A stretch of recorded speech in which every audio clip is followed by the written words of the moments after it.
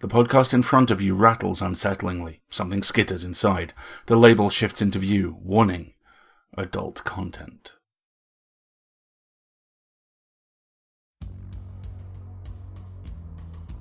PseudoPod, episode 614, September 28th, 2018.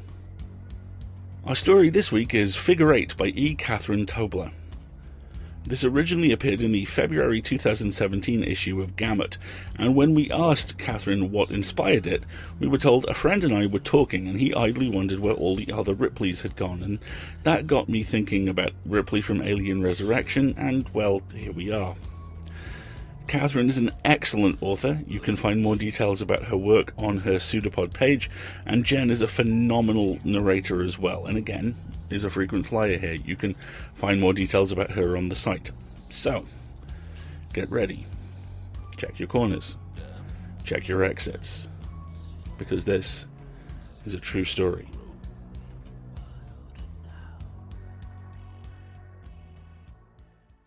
Figure 8 by E. Catherine Tobler. Narrated by Jen Zink. There were 7 before you.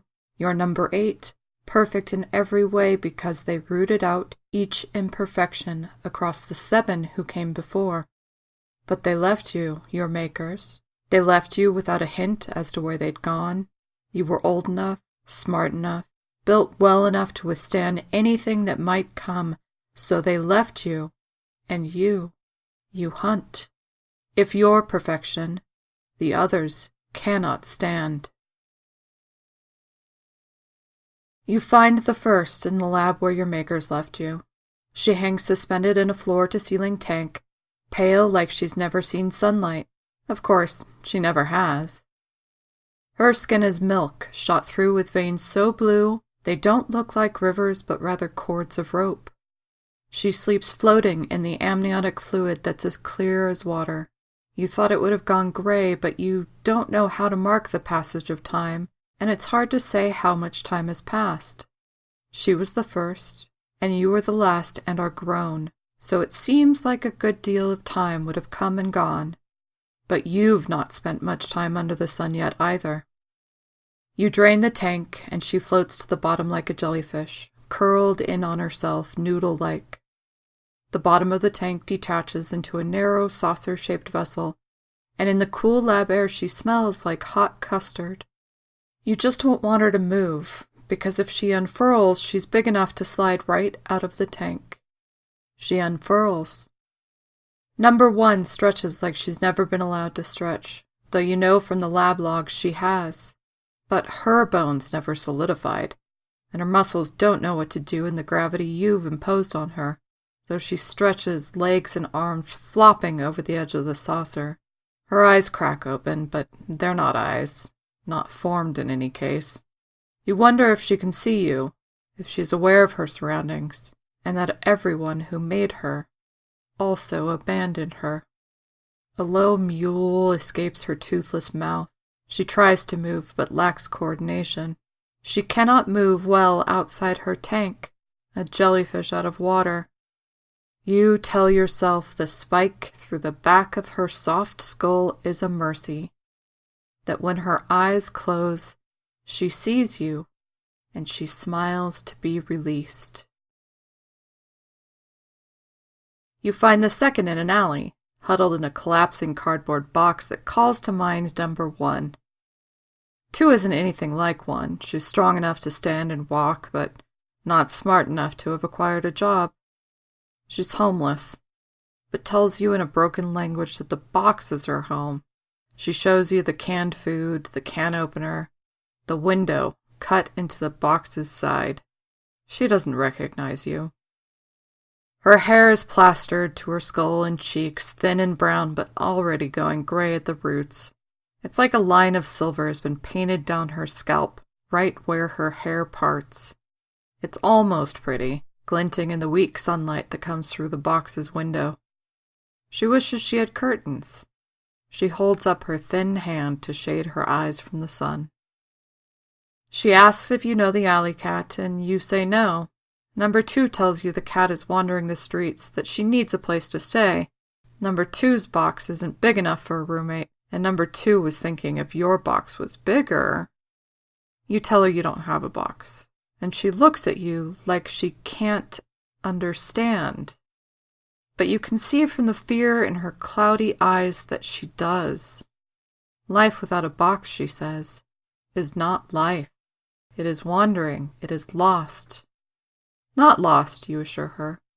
But the lab was no proper home, and she won't be kept like that, in the confines of 4 walls, be they cardboard or plaster. Number 2 is asleep when you do your work. She's tired.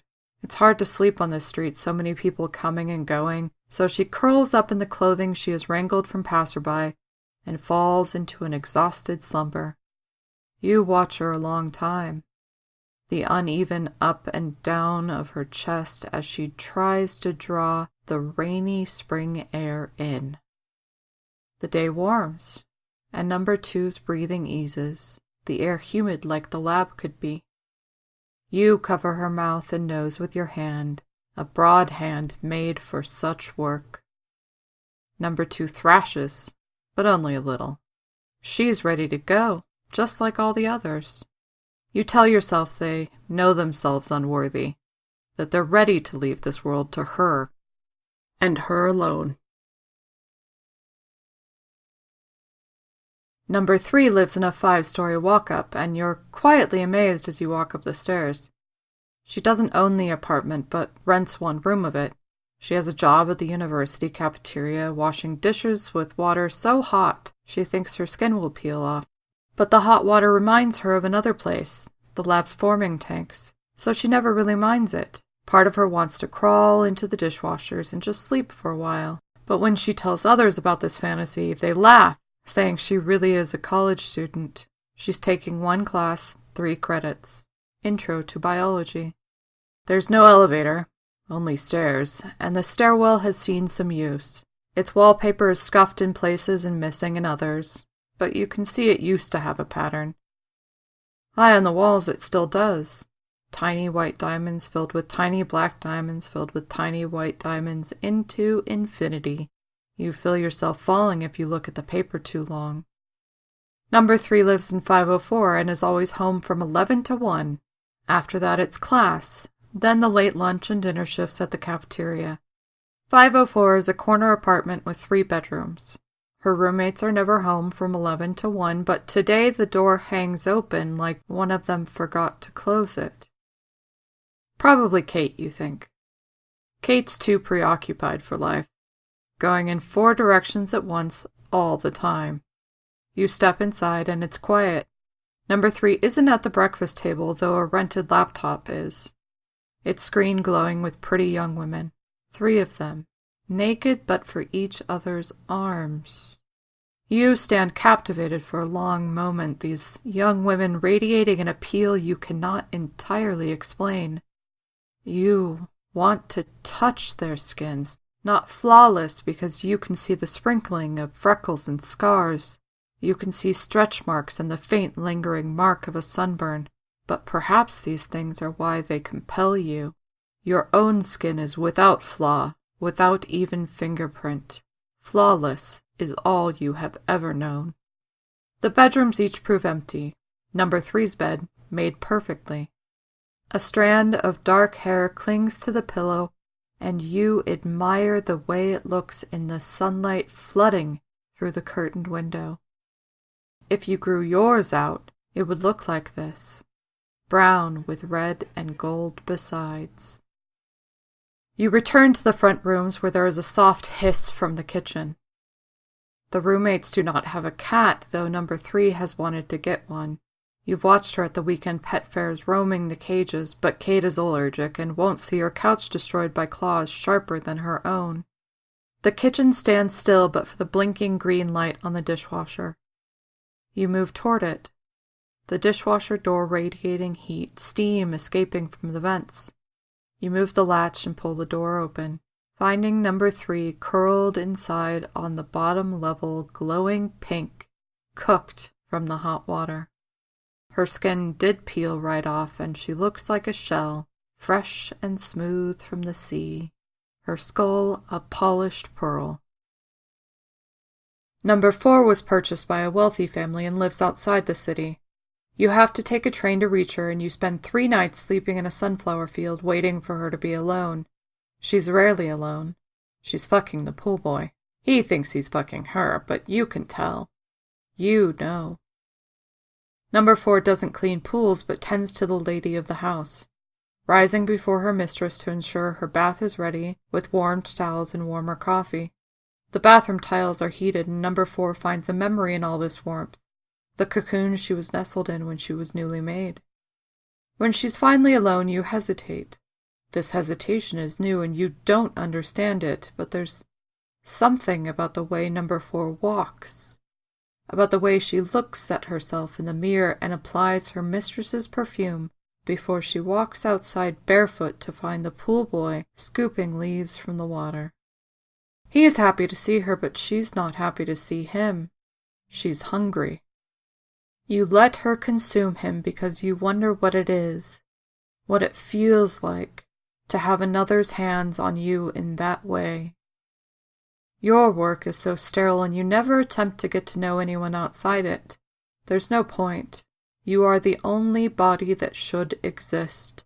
All others should be purged by your hand because the makers made you perfect. All that came before was a failure.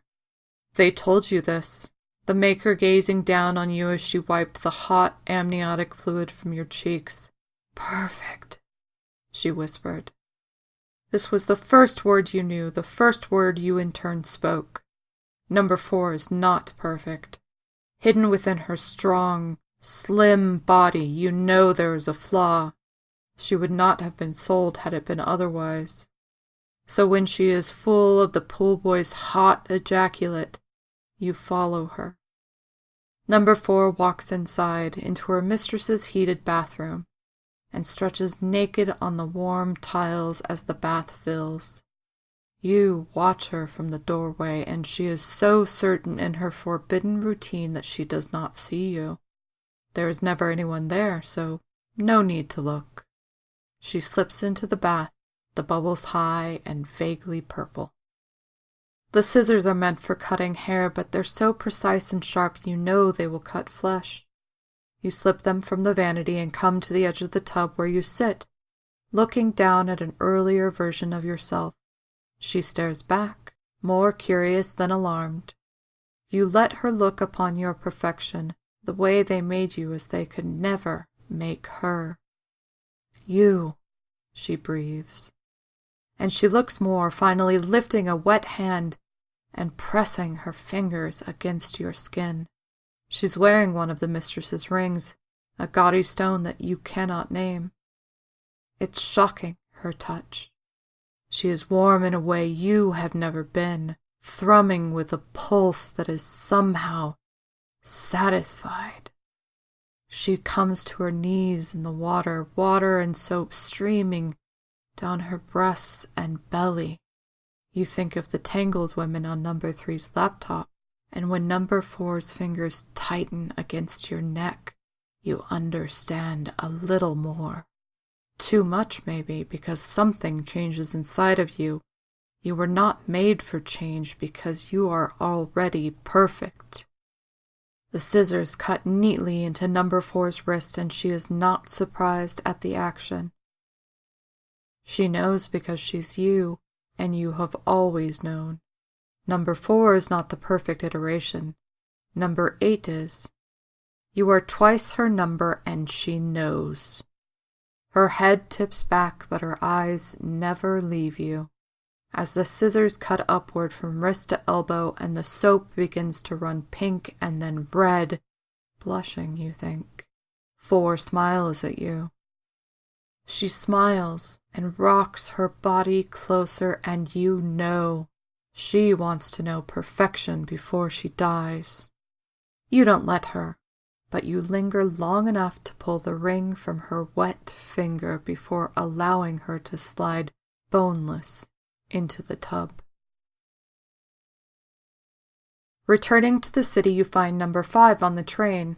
You didn't expect this, and given that the train is packed, aren't quite sure what to do. You remain in your seat, watching. Number 5 looks like a boy, hair rough cut and hanging slantways across the sharply angled face.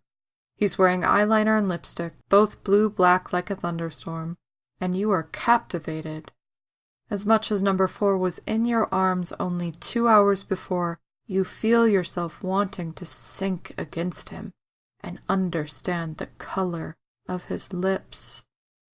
The hands are yours, though, fine-boned and strong, but for the one finger that sits crooked against his leather-clad thigh, it looks like it was broken, and you find yourself remembering the sharp edges in the lab. How if in the early days one wasn't careful, one might get injured. Number 7 was injured. No one much talks about that, though. You don't know much about number 5. You thought she lived above a bodega, that she didn't know anyone outside the city. But here he is on a train, coming back from the outskirts like he does it all the time. You wonder which stop he'll get off at, and you watch, rising from your seat when he does.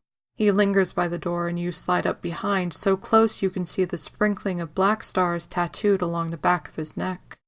One is larger than the others, but most are so small they remind you of scattered sand. In the metallic night air that blows up from the tracks, number 5 smells like leather. You probably smell like bubble bath and blood, but you don't linger on it. You follow number 5 off the train amid a jostle of other bodies. He's not in a hurry. He slips headphones on, feet moving to the beat of unheard music as he walks away from the train station. You follow him down all the metal stairs, and while other people peel off heading towards cars, restaurants, loved ones, you and he continue up the dusk-dark road along the city's edge. You can see the bodega in the distance, its canopy glowing orange. Although the two of you seemingly walk alone, there are still too many people in the street. Windows are bright and some doorways hang open. Cars whisper past and alley cats yowl. If number 5 reaches the bodega, you aren't certain you'll have an opportunity to do your work. The bodega is open 24/7, and you thought she worked a day shift. But here it is night, and he's pulling an apron from his jacket. One glance behind is all it takes. You look, wondering exactly how you can angle him down a darkened alley, and when you look forward again, he's gone. You stop walking, only your eyes moving as you scan the street. The doorways, the windows, the distant bodega, another alley cat calls out. But otherwise the street begins to grow quiet. Did he see you? Did he know he was being followed? You watch the bodega, but you don't see him enter. You don't see him at all, not within the bright windows or under the orange canopy. Not even when you walk down and buy a soda you will never drink. Number 6 lies dead in her bed. Her full-size bed that is made with sheets that sport tiny blue flowers. Forget-me-nots, you think. You sit at her bedside a long time, trying to work it out. It's not like number 3. There is no sign of suicide or foul play. You still aren't sure which number 3 was, but seeing number 6 like this, with her hands crossed over her unmoving chest, you begin to wonder. It bothers you that you didn't consider it when you found number 3 cooked clean. But finding her that way fit with what you knew of her, it wasn't entirely a surprise, and besides, she was broken. Physically, mentally, in some way she was not perfection, so of course she could have taken her own life in an extremely foolish way. She could not have, however, turned the dishwasher on from the inside. This revelation bothers you, too. You sit and watch number 6, and she's not breathing at all, posed so perfectly beneath the shadow of the cross that once hung on her wall. You see the cross nowhere. It's not even in her bedside drawer when you peer inside. Lotion, a rolled-up towel, the second oldest Murakami novel, dog-eared. What you see does not fit with what you know of her, but given number 6 is already dead, you are willing to throw what you know out the window. When you open her wallet and look at her ID card, you wonder. She gave herself a name. Trisha. You realize that number 3 also would have had a name. She was a student. She was employed. And a low shudder runs through you. You feel sick, though you never have before.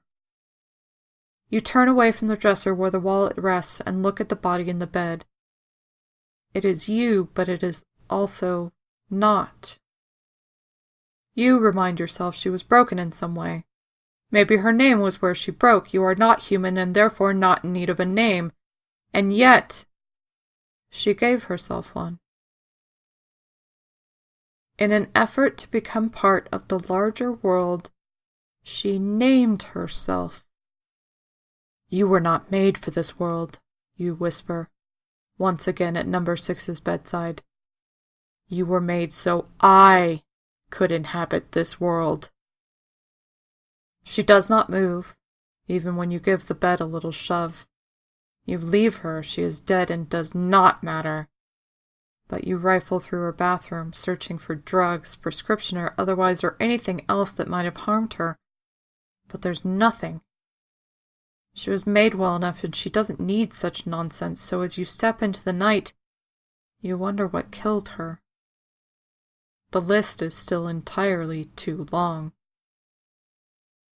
Number 7 is also owned, the property of Mr. and Mrs. Doyle who live in Penthouse 2 near the theater.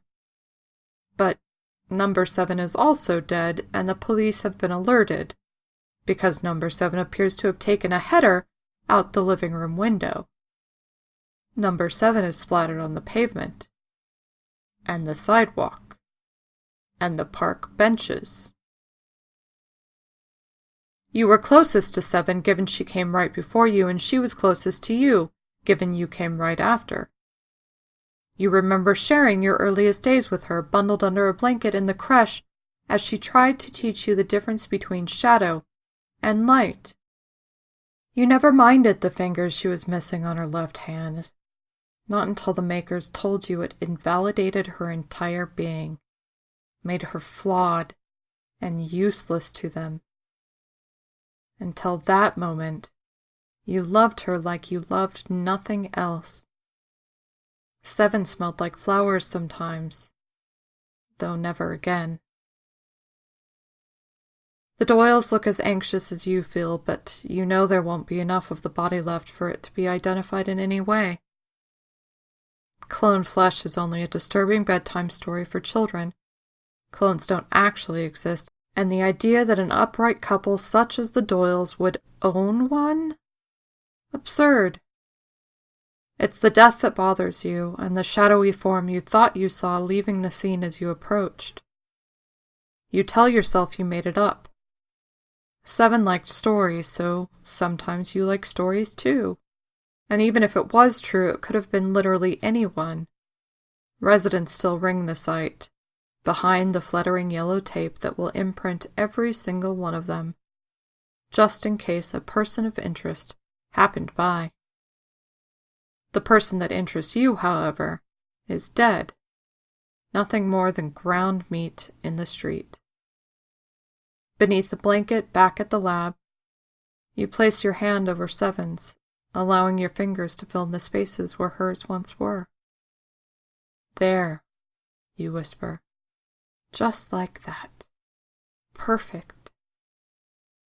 And in the shadow, one can't tell you from her or her from you.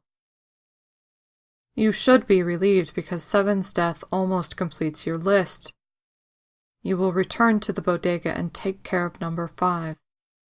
You will be the only remaining body, for this is how it should be, how it was always meant to be. No matter your affection for 7, she was never perfection. Your long and thankless task is at its end, and you wonder, what the fuck do I do now? You go to the all-night cafe because number 3 did this a lot. She liked the low lights and the way the staff doesn't care how long a person sits in one place, no matter how little they tip. They're used to students after all. You used to watch her through the window some nights.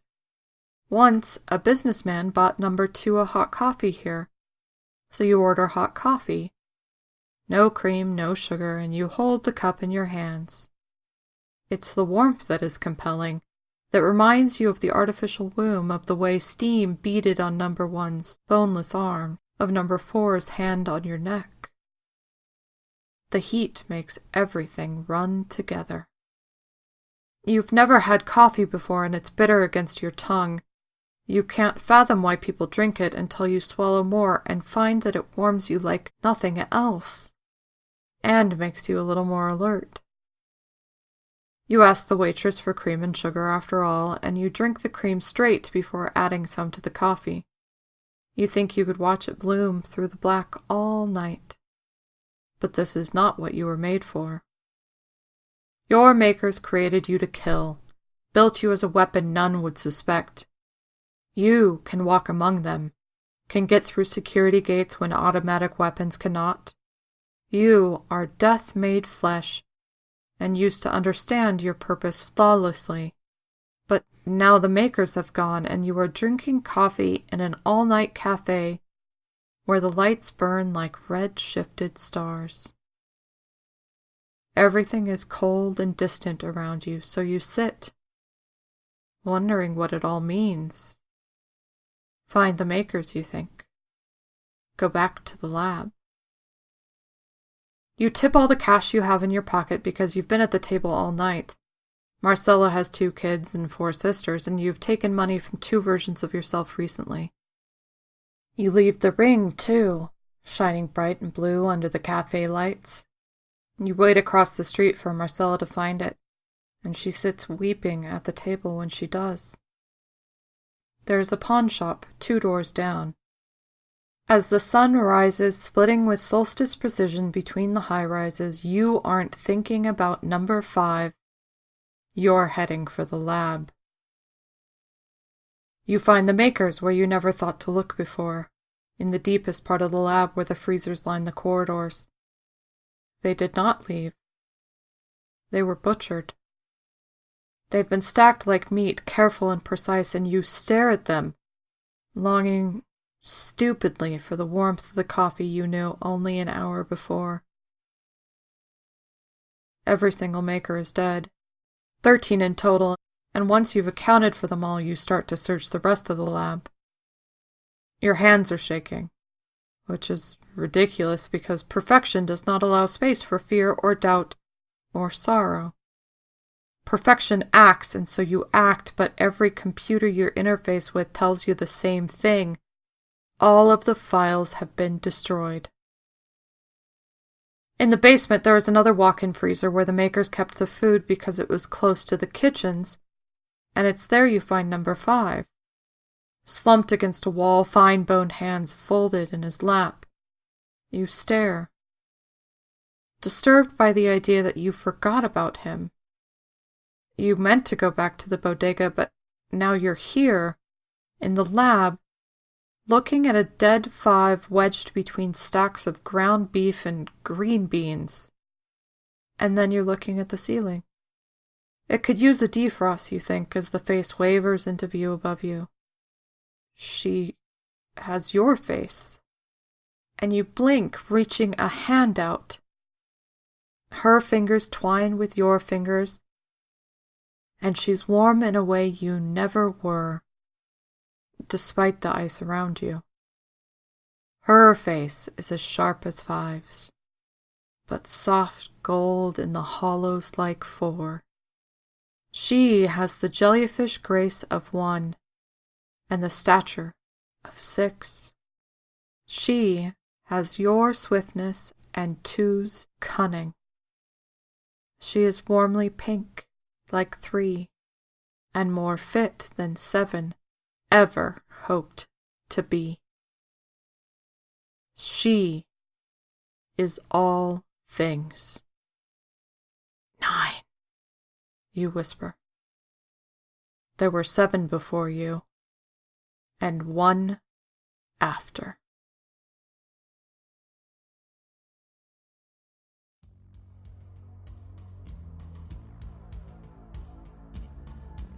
And that's 3 of my favourite stories of the year landing inside 9 weeks of one another. Holy wow, this is great. And holy wow, this is terrifying, every single way you cut it. Surface level, it's a story about relentless self-slaughter, about the visceral feeling of sending inferior versions of yourself to their graves. Evolution, one chokehold at a time. The ascent of woman, written in blood. Then you go in a level, and you see the heroism of the other, apparently, at first, inferior incarnations, making lives for themselves where there was none before, living outside the system that built and discarded them, even as they dream of belonging. The rockstar move here is breaking in and demanding more life from your creator. The Roy Batty, if you will. The courageous move is to go out and find that life for yourself and live it in the shadow of a constant, half-expected death, a death that will almost certainly come from someone with your face. If that isn't courage, I don't know what is. Then there's the context, not just the simple capitalist brutality of building biological weapons, but of using those weapons to clean up your own messes. This is vintage Silicon Valley tech bro sociopathy, writ large and writ in the blood of innocence, in the blood of victims. And underneath all that, defining its structure, even as it convinces us it isn't, is evolution. The food chain, the coldest equations, the single conclusion. There is always a bigger fish, and eventually it won't be you. Elegantly designed, chilling in execution, and very much at home between genres, this is a very special piece of work. Thanks for sending it to us, and thanks for nailing the narration, both. We rely on you to pay our authors and cover our server costs, and there are 3 ways you can do that. The one which doesn't involve money is you can help signal boost us. That's really easy to do. Leave a review on iTunes or Google, link to an episode when it goes live, write a blog post, have us on your blog. We love doing that kind of stuff. Request us on Spotify. It's all easy, and it all, especially the more people do it, helps. Then, of course, there's money. There's really 2 ways you can do that. You can donate or subscribe through PayPal, which is at pseudopod.org behind a button marked Feed the Pod, which I will never not be amused by. Alternatively, you can go to Patreon and subscribe there. We have multiple levels with multiple goodies at each level. I would recommend, if you can, subscribing at the $5 a month level, because that unlocks the premium content vault, tankard, large container of stuff. Basically, picture the ghost prison from the original Ghostbusters, just crammed full of free downloadable audio fiction you probably haven't heard before, which is added to monthly, at least. And that's it. It's a great deal. You get a lot for your money, and your money helps us more than you could possibly know. So if you can, whether it's signal boosting or donating, do please help out. We'll be back next week, when we will once again be a production of Escape Artists Incorporated and released under a Creative Commons Attribution, Non-Commercial, No Derivatives license, and I will be 42. It's my birthday on the 4th. And to celebrate, on the 6th, we'll have one of my favourite authors and people reading one of my other favourite authors and people's stories. Sandra M. Odell is in the narrator's chair next week, reading Cameron Suey's The Shrike. I cannot wait. Until then, I will leave you with this quote from Warren Ellis and Gary Erskine's City of Silence. The future is bad for you. See you next week, folks. And until then, have fun. Hey there, PseudoPod. Norm Sherman here, former editor and host of Escape Pod, and former, but not former much longer, host and editor of the Drabblecast. Some of you may be familiar with the Drabblecast, a weekly speculative fiction podcast magazine I founded 10 years ago that brings, as the tagline says, strange stories by strange authors to strange listeners, such as yourself. Weird fiction across all genres, really, including horror. In fact, I'd even go so far as to say we skew towards horror. Across the bowl, a tove warbled, the chorus immediately taken up by its neighbors. Mongoose had started. That's the kind of stuff you can expect each week. And why am I mentioning it and taking up your valuable time as a listener? Because the Drabblecast had to close down last year, folks. But by popular demand, we got our Frankenstein skin grafters pulled out again, and the lightning bolt machine thingy set up, and of course a Kickstarter going to bring the Drabblecast back. And more. Click on the Drabblecast Reborn Kickstarter link in your show notes this week. Search for the Drabblecast Reborn on Kickstarter or Google, however you want to do it.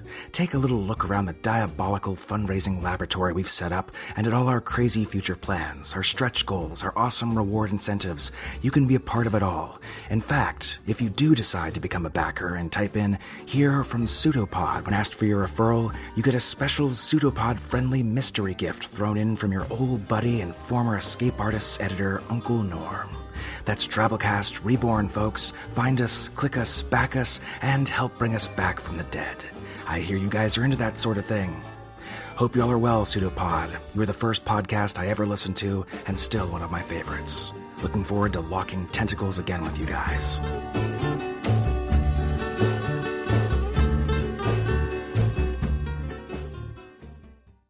It's a pseudopod. It's a big foot. It's all about podcasts these days.